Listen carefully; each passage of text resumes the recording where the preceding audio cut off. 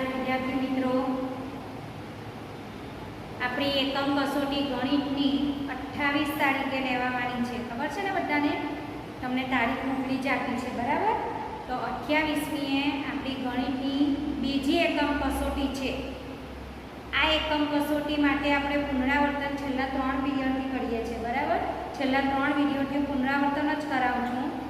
तेमां जे वस्तु करायुं छे ए बधुं तमारे फरी पाछुं परीक्षा आवे त्यारे फरी पाछुं बधुं कम्प्लीट करी जवानुं छे बराबर। कई कई रीतना दाखला पूछाय छे बधा दाखला मैं तमने कराव्या पण छे अने साथे एकम कसोटीनी पीडीएफ पण मोकलेली छे ने ए दाखला तमारे बधा जाते गणवाना छे। नहीं समझ पड़े तो स्वाध्याय पोथीमां जोईने करजो, एमां आपेલું છે।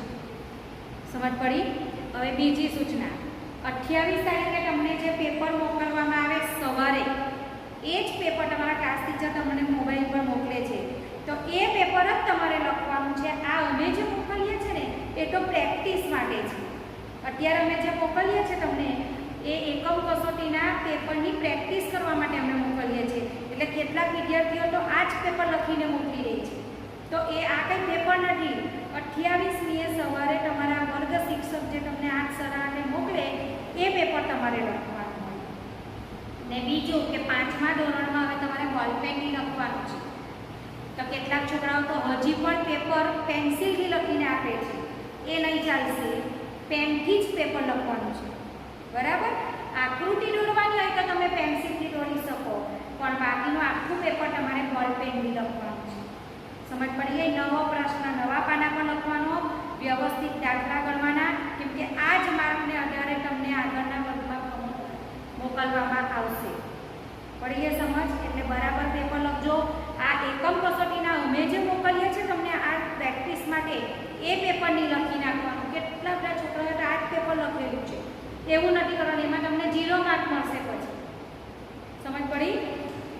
ચાલો તો હવે આની આગળના ટાસ્કમાં મેં તમને પ્રકરણ 6 સાંભળજો બરાબર। આપણે પ્રકરણ 3 થી 6 ના દાખલા પૂછાવાના છે તમને, ત્રીજું, ચોથું, પાંચમું ને છઠ્ઠું।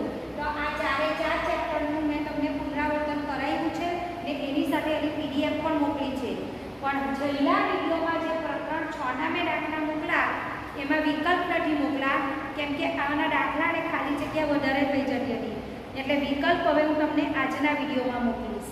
સમજ પડી? એમાં મેં બધા જ પ્રકારના લઈ લીધા છે, છઠ્ઠાની સાથે સાથે બધા પ્રકારના વિકલ્પ પણ હું લઈ જ લઉં છું અને એની હું તમને પીડીએફ પણ મોકલાવું। આજે હું એ જ વિકલ્પ કરાવવાની છું તમને। સમજ પડી? ધ્યાન આપો બધા। જુઓ વિકલ્પ સૌથી પહેલા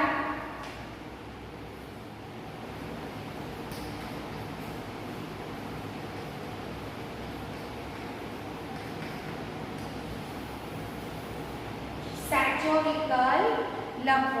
मानो के पहलू तमने एवं पूछाय के 1000 मीटर एटले केटला मीटर। हमणा तमे बधा मने सांभળી लेव પછી હું તમને આ બધા વિકલ્પ ફોટો કાઢીને મોકલવાની છું ને મેં એમાં જવાબ પણ લખી દીધા છે કારણ કે કદાચ તમને જવાબ નહીં મળે, તમે ખોટા જવાબ કરો તો પછી ખોટું પડશે એટલે મેં આમાં જવાબ પણ લખી જ દીધા છે। ખ્યાલ આવ્યો? ચાલો 1000 મીટર એટલે કેટલા કિલોમીટર? तो 1000 मीटर ध्यान आपजो बराबर 1000 मीटर એટલે 1 કિમી। આ તમને આ રીતે પૂછવામાં આવે છે કે 1 કિમી એટલે કેટલા મીટર? તો આ વિકલ્પમાં તમને ઊંધું પૂછ્યું છે કે 1000 મીટર એટલે કેટલા કિલોમીટર? તો 1000 મીટર એટલે 1 કિલોમીટર। નીચેનામાંથી કઈ આકૃતિ બંધ નથી? तो तमने આવી રીતે આકૃતિ આપે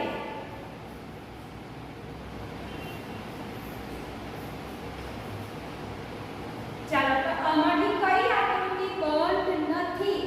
તો કે આ બંધ છે, આ પણ બંધ છે, ચારે બાજુથી બંધ હોય આ બંધ આકૃતિ કહેવાય।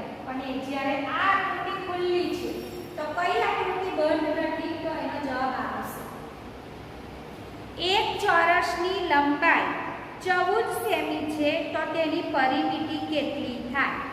પરિમિતિ ચોરસ છે તમને આપેલું, ચોરસની એક બાજુની લંબાઈ આપી છે 14 સેમી। સાંભળજો આ બધું આપણે કરેલું છે, આજે એનું પુનરાવર્તન જ લઈ લઈએ છીએ।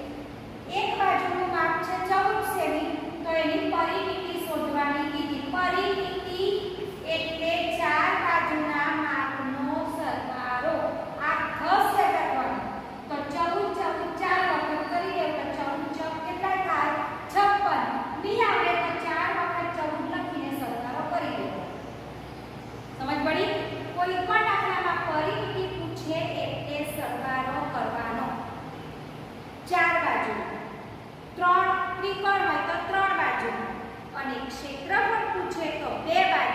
ગુણાકાર.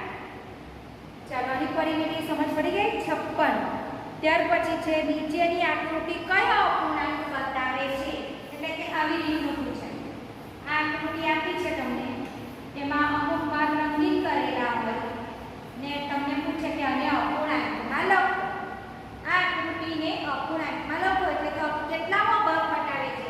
તો અપૂર્ણાંકમાં લખતા તમને આવડે છે, જેટલા ભાગ કુલ હોય એટલા નીચે લખવાના ને જેટલા રંગીન હોય એટલા ઉપર લખવાના. તો રંગીન કેટલા છે? 2. તો 2 અંશમાં અને નીચે બધા જ લેવાના, રંગીન પણ અને આ સાદા ભાગ છે તે પણ. તો 1 2 3 4 અને 5 નીચે 5 સમજ પડી ગઈ. નાની સંખ્યા ઉપર, મોટી સંખ્યા નીચે, એટલે કે રંગીન ઉપર અને કુલ કેટલા છે, કુલમાં બધા જ ગણી લેવાના, તે નીચે લખવાના. ચાલો એના પછી છે 13 વિષાંશને અંકમાં લખો. 13 વિષાંશ એટલે ઉપર 13 અને નીચે 20 છેદમાં 20 અંશમાં 13 વિષાંશ આ રીતે લખો. 1 કિલોગ્રામ આમાં દાખલા પણ આવે વિકલ્પમાં. જો આ દાખલા જેવું જ છે. 1 કિલોગ્રામ કોબીજના 16 રૂપિયા હોય તો 6 કિલોગ્રામ કોબીજના કેટલા રૂપિયા થાય? 6 કિલોગ્રામની કિંમત શોધવી હોય તો ગુણાકાર થાય. મેં તમને કીધેલું છે કે જ્યારે એક વસ્તુની કિંમત શોધવાની હોય ત્યારે હંમેશ માટે ભાગાકાર થાય, અને જ્યારે એક કરતાં વધારે વસ્તુની કિંમત શોધવાની હોય ત્યારે હંમેશા ગુણાકાર થાય. તો અહીંયા 1 કિલોગ્રામ કોબીજના 16 રૂપિયા આપેલા જ છે. તમારે 6 કિલોગ્રામની કિંમત શોધવાની છે, માટે ગુણાકાર થશે 16 6 96 રૂપિયા. કેટલા રૂપિયા થશે? 96 રૂપિયા. એક વસ્તુના 8 સરખા ભાગમાંથી 5 ભાગ ને અપૂર્ણાંકમાં લખો. એક વસ્તુના હું 8 સરખા ભાગ પાડું ને એમાંથી 5 ભાગ લેવ તો એને આવી રીતે લખો, અપૂર્ણાંકમાં લખો. 8 સરખા ભાગ પાડું ને 5 ભાગ લેવ તો હું જેટલા ભાગ લેવ છું એ મારે ઉપર લખવાના, બરાબર? અને જેટલા મેં કુલ ભાગ પાડ્યા એ નીચે લખવાના. આવી રીતે કુલ નીચે, રંગીન ઉપર. તો મેં 5 ભાગ લીધા ને કુલ ભાગ પાડ્યા 8, તો કુલ ભાગ નીચે ને લીધેલા ભાગ ઉપર, એટલે કે 5 અસ્તમાંશ. બંધ આકૃતિની બધી બાજુના માપના સરવાળાને શું કહેવાય? બંધ આકૃતિની બધી બાજુના માપનો આપણે સરવાળો કરીએ તો આ સરવાળાને શું કહેવાય? પરિમિતિ. પછી બીજું જોજો, બંધ આકૃતિએ રોકેલી સપાટીના માપને શું કહેવાય? સપાટીનું માપ એટલે આ ચોરસ આ બ્લેકબોર્ડ પર કેટલી જગ્યા રોકે છે? તો કે આટલી જગ્યા રોકે છે. આ એની સપાટી છે. તો આ બ્લેકબોર્ડ પર આ ચોરસે જેટલી જગ્યા રોકી એ એની સપાટીનું માપ. તો એ સપાટીના માપને શું કહેવાય? ક્ષેત્રફળ. શું કહેવાય? ક્ષેત્રફળ. આગળ આવો. 12 સેમી લંબાઈ અને 7 સેમી પહોળાઈવાળા લંબચોરસનું ક્ષેત્રફળ શોધો. જો આ લંબચોરસ છે, 12 સેમી લંબાઈ છે અને 7 સેમી પહોળાઈ છે. ધ્યાન આપજો, 12 સેમી લંબાઈ છે અને 7 સેમી પહોળાઈ છે. તો આ લંબચોરસનું ક્ષેત્રફળ એટલે આ અંદરની જગ્યા, આ અંદરની સપાટીનું માપ. આ ચાર બાજુનું નહીં, અંદરની સપાટીનું માપ શોધો. તો અંદરની સપાટીનું માપ શોધવા માટે, ક્ષેત્રફળ શોધવા માટે મેં તમને કહ્યું છે કે લંબચોરસનું હોય તો લંબાઈ ગુણ્યા પહોળાઈ, ચોરસનું હોય તો લંબાઈ ગુણ્યા લંબાઈ, બે જ બાજુના માપનો ગુણાકાર. તો આનો ગુણાકાર 12 × 7 = 84. બરાબર? 12 × 7 = 84. પછી એટલું યાદ રાખવાનું કે ક્ષેત્રફળમાં જે એકમ આપ્યો હોય અહીંયા તેની આગળ ચોરસ શબ્દ લાગે. ચોરસ સેમી. ક્ષેત્રફળનો એકમ છે ચોરસ મીટર કે ચોરસ સેન્ટીમીટર. તો 12 × 7 = 84 એટલું સામે એટલું લખવું પડશે. પરિમિતિમાં એટલું લખવાનું, ક્ષેત્રફળમાં આગળ ચોરસ લગાવવાનું. ત્રિકોણ એ ખાલી જગ્યા બાજુ ધરાવતી ધરાવતી બંધ આકૃતિ છે. આ તો આવડે તમને. ત્રિકોણને કેટલી બાજુ છે? કેટલી બાજુ છે? 1 2 અને 3. 3 બાજુ ધરાવતી બંધ આકૃતિ છે. ચોરસનું ક્ષેત્રફળ શોધવાનું સૂત્ર કયું છે? સૂત્ર પર તમને પૂછાશે જ ખાલી જગ્યામાં, વિકલ્પમાં અથવા અલગથી પણ પૂછી શકાય. ચાલો તો ચોરસનું ક્ષેત્રફળ લંબાઈ ગુણ્યા લંબાઈ. ચોરસમાં પહોળાઈ આવતી નથી, બધી જ લંબાઈ એટલે લંબાઈ ગુણ્યા લંબાઈ. બધી બાજુનું માપ સરખું જોઈએ. પછી લંબચોરસની પરિમિતિનું સૂત્ર. લંબચોરસની પરિમિતિનું સૂત્ર તો લંબચોરસ છે આ એની પરિમિતિના સૂત્રમાં સરવાળો આવે ને ક્ષેત્રફળના સૂત્રમાં ગુણાકાર આવે. ચાલો તો લંબચોરસની પરિમિતિનું સૂત્ર આ પણ કરું. લંબાઈ વત્તા પહોળાઈ વત્તા લંબાઈ વત્તા પહોળાઈ. આ સૂત્ર લખો તો પણ કરું, અથવા 2 ગુણ્યા લંબાઈ વત્તા પહોળાઈ. આ પણ કરું. એ તમને બંને સૂત્ર લખેલા છે, પીડીએફમાં મોકલેલા છે, સમજૂતીમાં હું લખાવેલા છે. બરાબર? એટલે જોઈ લેજો. આ સૂત્ર પણ આવે, આ સૂત્ર પણ આવે, પણ તમારે બંને યાદ રાખવા પડે, કારણ કે તમને જે 4 વિકલ્પ આપેલા હોય એમાં બંને નહીં આવે, એમાં કોઈ એક જ આવે. એટલે તમને બંને ખબર હોય તો તમે લખી શકો. 2 ગુણ્યા લંબાઈ વત્તા પહોળાઈ એ પણ ચાલે. ચાલો, સૌથી નાની અવિભાજ્ય સંખ્યા મેં કરાવેલું છે તમને. અવિભાજ્ય એટલે જે સંખ્યાને માત્ર 2 જ અવયવ હોય, જુદા જુદા, જે સંખ્યાને માત્ર 2 જ જુદા જુદા અવયવ હોય તેને અવિભાજ્ય સંખ્યા કહેવાય. અને જે સંખ્યાને 2 કરતાં વધારે અવયવ હોય તેને વિભાજ્ય સંખ્યા કહેવાય. અને જે સંખ્યાને માત્ર 1 જ અવયવ છે એવી એક જ સંખ્યા છે અને એ છે 1. માટે 1 એ વિશિષ્ટ સંખ્યા કહેવાય છે. સમજ પડી? ચાલો તો નાનામાં નાની અવિભાજ્ય. જો તમને ફરી પાછી સમજ આપીએ. આપણે આ 1 થી 10 અંકો લખ્યા છે. વર્ડ પર જોઈ લો. નહીં આવડતું તો અત્યારે શીખી લેજો. આ 1 થી 10 અંકો લખ્યા છે. આમાં હું 1 ના અવયવ પાડું તો 1 એક જ જોડ મળે. એટલે બંને એક જ અવયવ નીકળે એટલે એક જ વાર થાય. તો આ 1 નો માત્ર 1 જ અવયવ છે એવી કોઈ સંખ્યા બીજી નથી આવતી કે જેનો 1 જ અવયવ હોય. સમજ પડી? અવિભાજ્યમાં 2 અવયવ વાળી લેવાય, વિભાજ્યમાં 2 કરતાં વધારે અવયવ વાળી લેવાય. તો આને શામાં લઈશું? કેમ કે આનો તો 1 જ અવયવ છે એટલે એ અવિભાજ્યમાં પણ નથી આવતી અને વિભાજ્યમાં પણ નથી આવતી. માટે એ વિશિષ્ટ સંખ્યા કહેવાય છે. આ વિશિષ્ટ અવિભાજ્યમાં પણ નહીં આવે, કારણ કે અવિભાજ્યમાં 2 અવયવ વાળી આવે. તો આનો તો 2 નથી 1 જ છે ને વિભાજ્યમાં 2 કરતાં વધારે અવયવ વાળી આવે. તો એકને માત્ર 1 જ અવયવ હોવાથી તે અવિભાજ્ય પણ નથી, વિભાજ્ય પણ નથી, એ વિશિષ્ટ સંખ્યા છે. હવે તમને પૂછાય આમાંથી નાનામાં નાની અવિભાજ્ય કઈ? જો અવિભાજ્ય તો 2 3 5 7 બસ 9 ની આવે. પછી તો 11 13 17 19 આ બધી જ અવિભાજ્ય છે. ઘણી બધી નીકળશે જેમ આપણે આગળ લખીશું તેમ, પણ તમને મોટી નહીં પૂછાય કેમ કે મોટી શોધી જ નહીં શકાય. એટલે પૂછાય તો તમને નાનામાં નાની પૂછાય. ખ્યાલ આવ્યો? તો નાનામાં નાની અવિભાજ્ય એટલે કે અવિભાજ્યની શરૂઆત થાય છે 2 થી. આ 2 એ નાનામાં નાની અવિભાજ્ય સંખ્યા છે. અને વિભાજ્યની શરૂઆત થાય છે 4 થી. એટલે 4 એ નાનામાં નાની વિભાજ્ય. જો વિભાજ્યમાં 4 આવે, પછી 6 વિભાજ્ય, 8 9 10 આ બધી વિભાજ્ય. પણ નાનામાં નાની વિભાજ્ય 4, વિભાજ્યની શરૂઆત 4 થી થાય અને અવિભાજ્યની શરૂઆત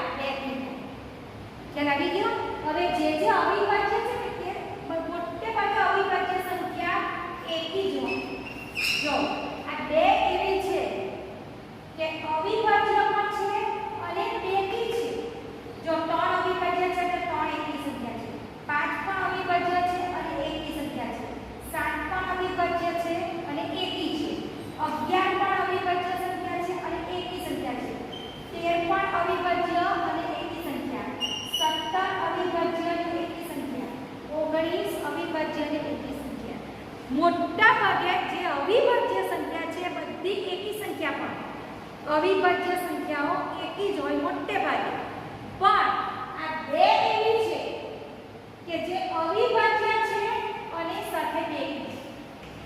તમને ખાલી જગ્યા પૂછાય, અમારી કેટલી ખાલી જગ્યા આવશે જોજો. એક એ ખાલી જગ્યા સંખ્યા છે તો કેવી છે? વિશિષ્ટ. બરાબર. પછી બે એ ખાલી જગ્યા સંખ્યા છે તો અવિભાજ્ય, સૌથી નાની અવિભાજ્ય સંખ્યા ખાલી જગ્યા છે તો બે. અને એમ પૂછે કે અવિભાજ્ય અને બેકી પણ હોય, અવિભાજ્ય પણ હોય અને બેકી પણ હોય તેવી સંખ્યા ખાલી જગ્યા છે તો તેમાં પણ શું આવશે? બે.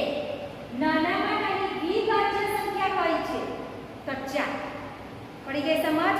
વિભાજ્યની શરૂઆત થાય છે 4, અવિભાજ્યની શરૂઆત થાય છે 2 થી અને વિશિષ્ટ સંખ્યા છે 1. મોટી તમને નહીં પૂછાય, તમને નાનામાં નાની પૂછી શકાય. ચાલો હવે આવો, દરેક સંખ્યાનો અવયવ કયો છે?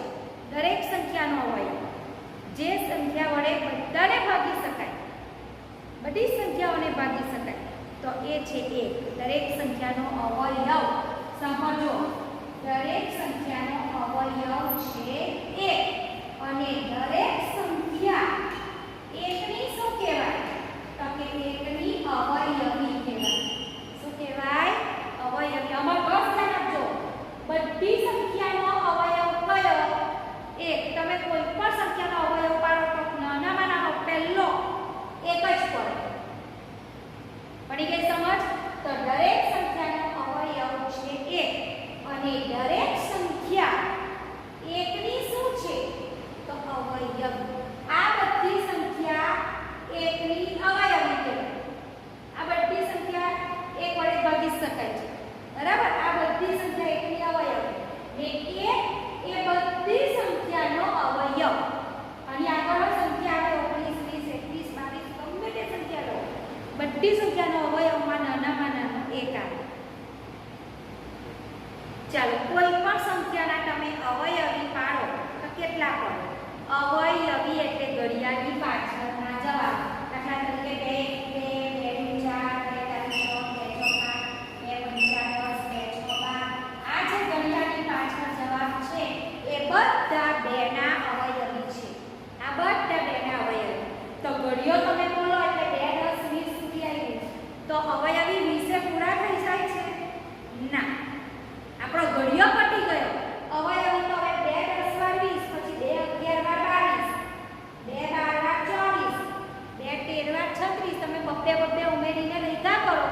જ્યાં સુધી પડે ત્યાં સુધી પાડો, બબ્બે ઉમેરતા જાઓ એટલે અવયવી મળતા જાય. તો કેટલા અવયવી મળે? 2 ના 5, 10, 15, 20 એવું નહીં. તમે આખો દિવસ પાડો તો પણ અવયવી નીકળ્યા જ કરશે. તો દરેક સંખ્યાના અસંખ્ય અવયવી છે. કેટલા અવયવી છે? અસંખ્ય. યાદ રાખજો આ ખાસ. બેકી અવિભાજ્ય સંખ્યા એટલે આપણે કરી ગયા હમણાં. બેકી અવિભાજ્ય કઈ છે? 2. જેટલી અવિભાજ્ય છે મોટે ભાગે એકી સંખ્યા હોય, પણ 2 એવી છે કે અવિભાજ્ય હોવા છતાં બેકી છે. ચાલો, પછી પૂછ્યું છે 20 નો સૌથી મોટો અવયવ. 20 ના તમે અવયવ પાડો ને બધા અવયવને જો તેમાં સૌથી મોટામાં મોટો અવયવ કયો આવશે? ખબર છે? 20 જ. દરેક સંખ્યા પોતે પોતાનો સૌથી મોટો અવયવ છે. તમને હું પરીક્ષામાં પૂછું કે 16 નો સૌથી મોટામાં મોટો અવયવ કયો? તો 16. 20 નો મોટામાં મોટો અવયવ કયો? તો 20. 36 નો મોટામાં મોટો અવયવ કયો? તો 36. અને આ બધાનો નાનામાં નાનો અવયવ કયો? 1. દરેક સંખ્યાના અવયવમાં નાનામાં નાનો 1 આવે, મોટામાં મોટો તે સંખ્યા પોતે આવે અને અંદર બાકીના જે કોઈ આવતા હોય એ બધા એ સંખ્યા કરતા નાના. અવયવ કોઈ દિવસ 20 ના અવયવ પાડો તો 20 થી મોટાની આવે. છેલ્લામાં છેલ્લો 20,000. 20 થી મોટાની અવયવ તે સંખ્યાની બરાબર હોય અથવા તે સંખ્યા કરતા નાના હોય. પણ અવયવ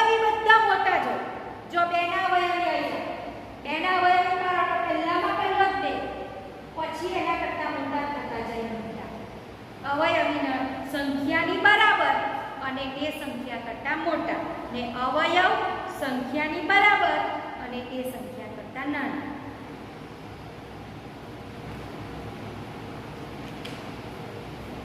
નીચેનામાંથી કઈ આકૃતિમાં સમમિતિ છે? ચાલો સમમિતિ વાળું આપણે કરેલું છે ને.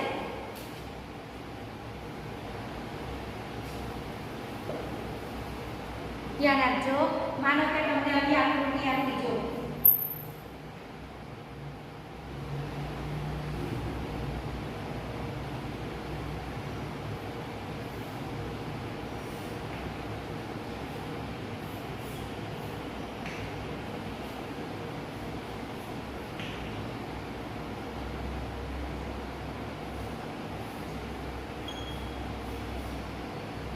હવે આવી આકૃતિ આપી હોય તો અમારી કઈ આકૃતિમાં સમમિતિ છે? તો સમમિતિ માટે તમને છે ને આવી રીતે ટૂંકા લીટી આપી દો.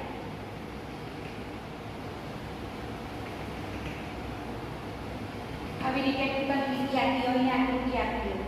જો ટૂંકા લીટીથી આપણે આકૃતિને વાળવાની, એટલે કે આ વસ્તુને ટૂંકા લીટીથી આપણે વાળવાની, એક ભાગ બીજા ભાગમાં બંધ બેસતો આવી જાય તો માનવાનું કે આ આકારમાં સમમિતિ છે ને બંધ ન બેસે તો સમમિતિ નથી. ચાલો તો આ જે ચોરસ છે તેને હું આટલેથી વાળી દઉં. અહીંયાથી વાળીને આ ભાગને આની પર બેસાડવા જાઓ. આ ભાગ આની પર બંધ બેસતો આવે કે નહીં આવે? તો કે આવે. કેમ? તમે આનું જ પ્રતિબિંબ આ છે. જો બેઠો છે જેવું આ છે તેવું આ છે અને વાળીશ તો આની પર બેસી જશે તો આમાં સમમિતિ છે. સમજ પડી? હવે ટૂંકા લીટીને ખાસ જોવાનું. હવે આમાં અહીંયા ટૂંકા લીટી આપી છે, બરાબર? તો મને અહીંયાથી જ વાળવાની. આપણી રીતે પછી વાળીએ તો નહીં ચાલે. અને અહીંયાથી વાળું તો આ ભાગ આની પર બેસશે કે આ ભાગ આની પર બેસશે? કારણ કે આ નાનો છે ને આ મોટો છે, બરાબર? તો એકબીજા પર બંધ બેસતો આવતો નથી તો આમાં સમમિતિ નથી. હવે આ આકારમાં ધ્યાન આપો. આમાં તમને ટૂંકા લીટી આમ આપી છે આડી, તો આ ભાગને આની પર બેસાડો. આ ભાગ પાછો આ રીતે છે ને આ ભાગ આવો છે તો બંધ બેસતા આવશે ના. એકદમ બેસી જવું જોઈએ તો જ સમમિતિ છે. આમાં પણ નહીં. હવે આ આકૃતિમાં જુઓ, વચ્ચે તમને અહીં આકૃતિ આપી છે આમ. તો હવે અહીંયાથી તમે આને વાળી દો તો આ બાજુનો ભાગ આની પર બેસે છે. જો તો કે હા, એને બંને બાજુ સેમ છે એટલે બેસી જશે. હવે ઘણી વાર તમને આવી આકૃતિ પૂછે છે, આમાં સમમિતિ છે. હવે આ આકૃતિ જો તમને પહેલી નજરે જો તો તમને એમ લાગે કે આમાં સમમિતિ છે, સરખા ભાગ છે. પણ તમે એક ભાગને બીજા ભાગ પર બેસાડો અને વાળો. આટલેથી આ કાગળ આમ વાળી દીધું, લીટી દોડાઈ બરાબર. હવે આને આમ વાળો તો આ ભાગ જો આ અણીવાળો ભાગ છે, આ ચીંટો ભાગ છે તો આ ભાગ આની પર બેસશે. એક ભાગ અહીંયા નીચે આવે છે ને. હવે આ બાજુ આ પોળો ભાગ છે એવો અહીંયા નથી તો આને વાળશો ને એમ લાગે કે સમમિતિ છે પણ નથી આમાં સમમિતિ. અને વાળવા જઈશું તો એક ભાગ બીજા ભાગ પર બંધ બેસતો નથી, માટે આ આકારમાં સમમિતિ નથી. હવે આ રીતના ગમે તે આકાર પૂછાઈ શકે તમને. નીચેનામાંથી કયા આકારને એક તૃતીયાંશ ભાગમાં ફેરવતા એનો એ જ આકાર રહે છે તે જણાવો. તમને એમ પૂછ્યું કે એક તૃતીયાંશ ભાગમાં ફેરવો. એક તૃતીયાંશ માનો કે આ ત્રિકોણ છે અને એક તૃતીયાંશ ભાગમાં ફેરવવાનો. એક તૃતીયાંશ એટલે ત્રિકોણના બે સરખા ભાગ કરો અને એક ભાગ જેટલું ફેરવો. તો આ ત્રિકોણ છે જો આ બે ભાગ થઈ ગયા એટલે હું અહીંયાથી અહીંયા ફેરવું. આ અડધો ભાગ જેટલું ફેરવું. બે ભાગ કાઢી એક ભાગ જેટલું ફેરવો તો કે આટલેથી આટલે સુધી હું ફેરવું તો આ આકૃતિનો અડધા ભાગમાં ફેરવીશ તો આ નીચેનો ભાગ ઉપર ચાલ્યો જશે. હા, ને ઉપરનો અણીવાળો ભાગ નીચે આવી જશે. આવો થઈ જશે.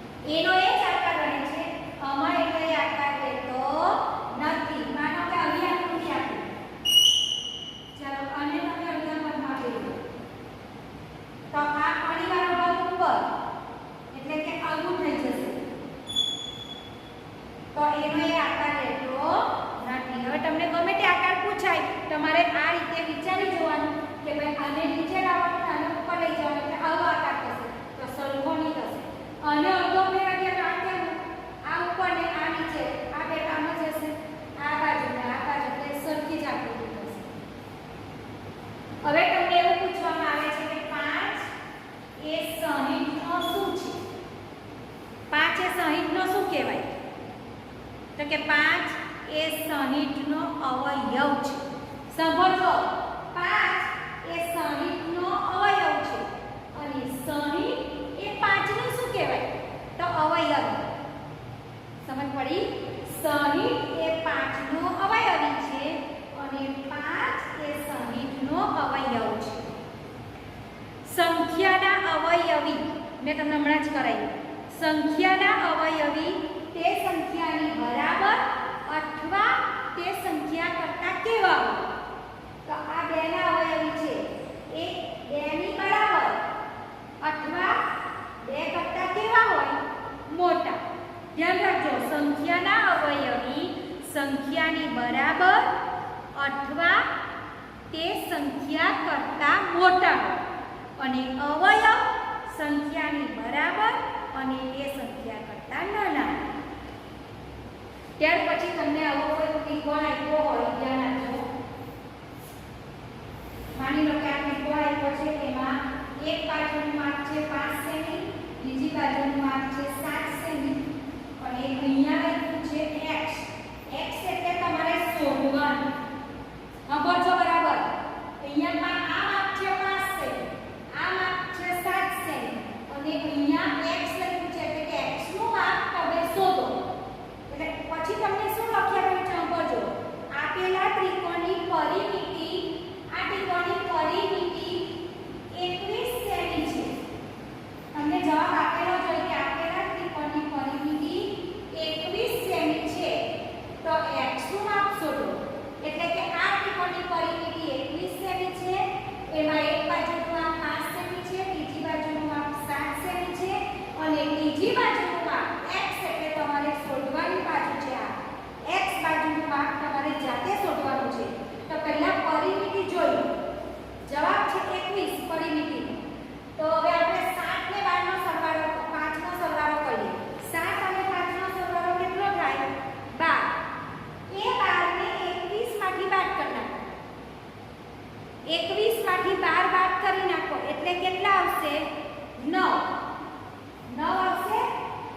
તો 9 સેમી આ બાજુનું માપ આવી જાય. સાંભળજો, આ બાજુનું માપ x નું માપ જો આપણે 9 સેમી લઈએ તો જ પરિમિતિ 21 થાય. આપણે 21 કરવાની છે. તો કઈ કરવાનું નથી? 7 ને 5 12 ની અંદર કેટલા ઉમેરું તો 21 આવે. તો 12 ની અંદર 9 ઉમેરી દે તો આ ત્રિકોણની પરિમિતિ 21 થઈ જાય. એટલે x નું માપ કેટલું? તો કે 9 સેમી. સમજ પડી? આનો માપ તમે શોધી કાઢ્યું 9 સેમી. 2 સેમી બે બાજુનું માપ આપી દે, એક બાજુનું માપ નહીં આપે ને પરિમિતિ કેટલી છે તે આપી દે તમને. એટલે તમારે શું કરવાનું? બે બાજુના માપનો સરવાળો કરી નાખવાનો ને જેટલી પરિમિતિ આપી હોય એમાંથી પેલો સરવાળો બાદ કરો. 21 માંથી આપણે આ બેનો સરવાળો 12 બાદ કરી નાખો એટલે આવશે 9. તો 9 સેમી એ આ x નું માપ, x બાજુનું માપ 9 સેમી. સમજ પડી ગઈ? ચાલો હવે બધા આ બાજુ ધ્યાન આપો. આજે આપણે જેટલા વિકલ્પ કર્યા એ બધા વિકલ્પ મેં સમજાવ્યા છે ને સાથે હું એને આ વિડીયોની સાથે હું તમને લખવા માટે પણ આપીશ. જવાબ પણ મેં લખેલા જ છે. તમે એક કામ કરજો, તમારે પહેલાં બધા સવાલ ઉતારી કાઢવાના, વિકલ્પો પણ લખી કાઢવાના, જવાબ નહીં લખવાના. જાતે જવાબ લખી લેજો અને પછી હું જે આ ફોટો મોકલીશ એમાં ચેક કરી લેજો કે જવાબ કેટલા ખરા પડે છે. બરાબર? તો હવે પછી પુનરાવર્તનનો વિડીયો હવે હું નહીં મોકલીશ, કેમ કે 3 થી 6 ચેપ્ટરના બધા જ દાખલાનું પુનરાવર્તન મેં કરાવી નાખ્યું છે અને બધું જ તમને PDF મોકલી જ છે. હવે એ પ્રમાણે તમારે રકમ બદલીને દાખલા ગણતા રહેવાનું, પેપર સારા અક્ષરે લખવાનું. આ જે આ બધી વસ્તુ મોકલી છે એ પેપર નથી. સાંભળજો, પેપર તમને 28 તારીખે તમારા વર્ગ શિક્ષક જે સવારે મોકલે એ તમારે લખવાનું છે ને બોલ પેનથી પેપર લખજો. સારા અક્ષરે બધા દાખલા વ્યવસ્થિત ગણજો. રીત બધી જ કરવાની છે. સમજ પડી ને? જ્યાં